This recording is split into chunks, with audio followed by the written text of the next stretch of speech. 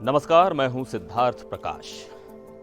दुनिया की सबसे ताकतवर सेना ने जब इराक पर कब्जा किया तो लगा कि शायद लोकतंत्र आएगा, लेकिन क्या हुआ?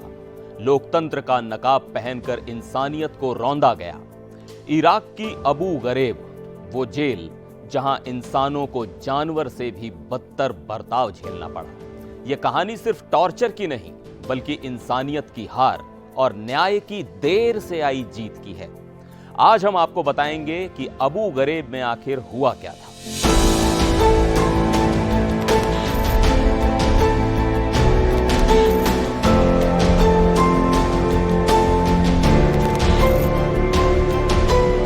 अबू गरेब जेल बगदाद से करीब 32 किलोमीटर दूर 1950 के दशक में बनाई गई थी। सद्दाम हुसैन के दौर में इसे राजनीतिक कैदियों को यातना देने के लिए इस्तेमाल किया गया। 2003 में अमेरिकी सेना ने इराक पर हमला कर सद्दाम हुसैन को सत्ता से हटा दिया। इसके बाद इस जेल पर अमेरिकी सेना का कब्जा हो गया।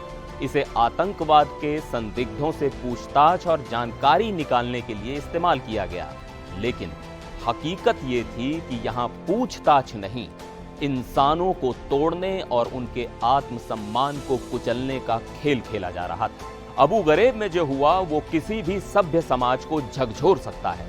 ये जेल एक टॉर्चर हाउस बन चुकी थी, जहां हर दिन नए नए तरीके अपनाए जाते थे।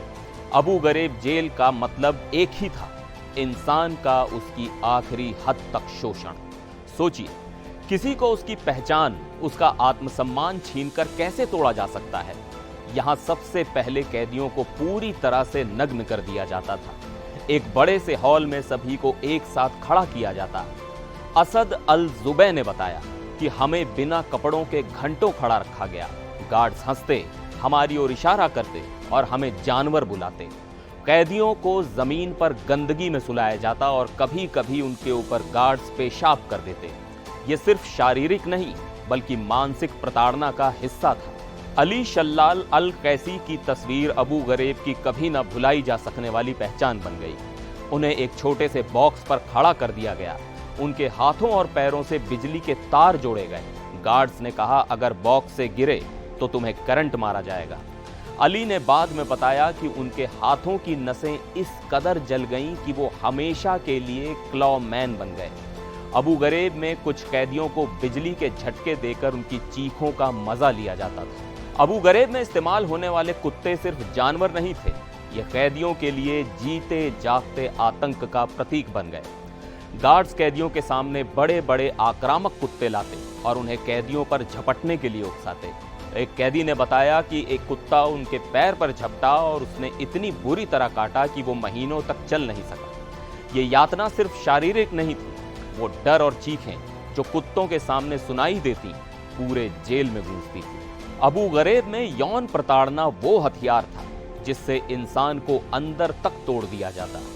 पुरुष कैदियों को महिलाओं के अंडरगारमेंट्स पहनने पर मजबूर किया जाता।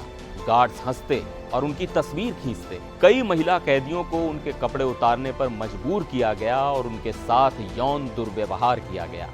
अल जजीरा के कैमरामैन सलाह अल इजैली को रिपोर्टिंग करते समय गिरफ्तार किया गया। पहले ही दिन उन्हें नग्न किया गया और घंटों लटकाया गया। गार्ड्स ने हैप्पी बर्थडे अल जजीरा गाकर उनका मजाक उड़ाया। 2 महीने बाद बिना किसी आरोप के उन्हें छोड़ दिया गया। अब गरेब में यातना का सबसे खतरनाक पहलू था मानसिक प्रताड़ना। कैदियों को बार बार यह कहा जाता कि अगर उन्होंने आदेश नहीं माने तो उनके परिवार को मार दिया जाएगा। उन्हें घंटों तक अंधेरी कोठरी में बंद रखा जाता, जहां न रोशनी थी न हवा। एक कैदी ने बताया कि उन्होंने मुझे 1 हफ्ते तक खाना नहीं दिया, सिर्फ पानी पीने के लिए दिया जाता, वो भी उनके जूते से। 2004 में जब ये तस्वीरें सामने आई तो दुनिया हिल गई। एक तस्वीर में कैदियों को नग्न करके उनके ऊपर एक दूसरे के ढेर में फेंका हुआ था। गार्ड्स बगल में हंसते हुए खड़े थे। दूसरी तस्वीर में गार्ड्स ने कैदियों के सिर पर बैग डालकर शरीर पर गंदगी पोत दी थी। ये तस्वीरें सिर्फ यातना की नहीं थी, बल्कि उस पाखंड की थी जो लोकतंत्र के नाम पर ढका जा रहा था। अबू गरेब में हुए अमानवीय अत्याचारों के खिलाफ न्याय की लड़ाई बहुत लंबी और चुनौतीपूर्ण रही। 2004 में जब पहली बार अबू गरेब की यातनाओं की तस्वीरें और गवाही सामने आई तो पूरी दुनिया ने इस घटना की निंदा की। लेकिन न्याय पाने की राह इतनी आसान नहीं थी। अबू गरेब में कैदियों पर अत्याचार केवल अमेरिकी सैनिकों तक सीमित नहीं था। वहां CACI इंटरनेशनल नाम की एक निजी कंपनी भी शामिल थी, जिसे अमेरिकी सेना ने इंटेरोगेशन सर्विसेज के लिए ठेका दिया था। 2003 में CACI को $19 मिलियन का ठेका मिला। इनका काम कैदियों से जानकारी निकालना था, लेकिन ये जानकारी नहीं बल्कि यातना बन गई। 4 कैदियों ने 2008 में CACI के खिलाफ अमेरिका के एक फेडरल कोर्ट में केस दर्ज कराया। CACI ने इस केस को बार बार रुकवाने की कोशिश की। 20 बार केस खारिज करने की अर्जी दी गई।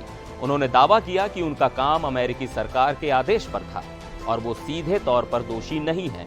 इसके अलावा कंपनी ने यह तर्क दिया कि अमेरिकी अदालत को इराकी घटनाओं पर फैसला सुनाने का अधिकार नहीं है। इस केस में 3 प्रमुख पीड़ित थे।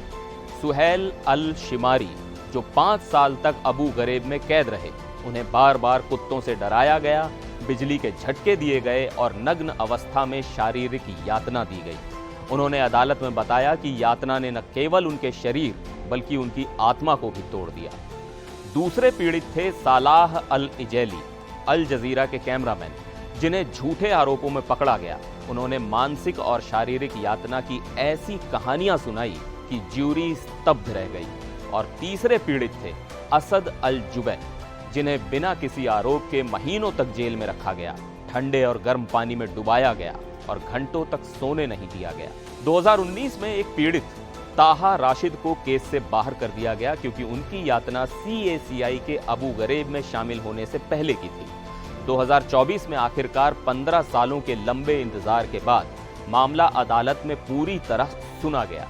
मई 2024 में पहले ट्रायल में जूरी किसी निष्कर्ष पर नहीं पहुंच पाई और मामला फिर से शुरू हुआ। नवंबर 2024 में दूसरे ट्रायल में फैसला आया। 12 नवंबर 2024 को अमेरिकी ज्यूरी ने CACI को दोषी पाया और CACI पर $42 मिलियन यानी लगभग 347 करोड़ रुपए का हर्जाना ठोका गया, जिसमें से हर एक पीड़ित को $3 मिलियन यानी लगभग 25 करोड़ रुपए बतौर मुआवजा देने का आदेश दिया गया। साथ ही तीनों पीड़ितों को $11 मिलियन यानी लगभग 91 करोड़ रुपए की दंडात्मक राशि का भुगतान करने का भी आदेश दिया गया। लेकिन इस फैसले का महत्व केवल पैसों तक सीमित नहीं है। ये साबित करता है कि निजी कंपनियां भी युद्ध अपराधों में जवाबदेह हो सकती हैं। ये उन सभी पीड़ितों के लिए एक आशा की किरण है जो न्याय के लिए लड़ रहे हैं। हालांकि ये सवाल अब भी बना हुआ है कि क्या इस फैसले से युद्ध के दौरान मानवाधिकारों की रक्षा करने में सुधार होगा। अबू गरेब का ये केस बताता है कि न्याय की राह चाहे कितनी भी कठिन हो, सच और इंसानियत की जीत हमेशा संभव है। लेकिन ये भी याद रखना होगा कि ये जीत अधूरी है। पीड़ितों का दर्द, उनकी चीखें और उनके जख्म हमेशा इस घटना की याद दिलाते रहेंगे। NDTV इंडिया पर फिलहाल के लिए बस इतना ही। मुझे दीजिए इजाजत। नमस्कार।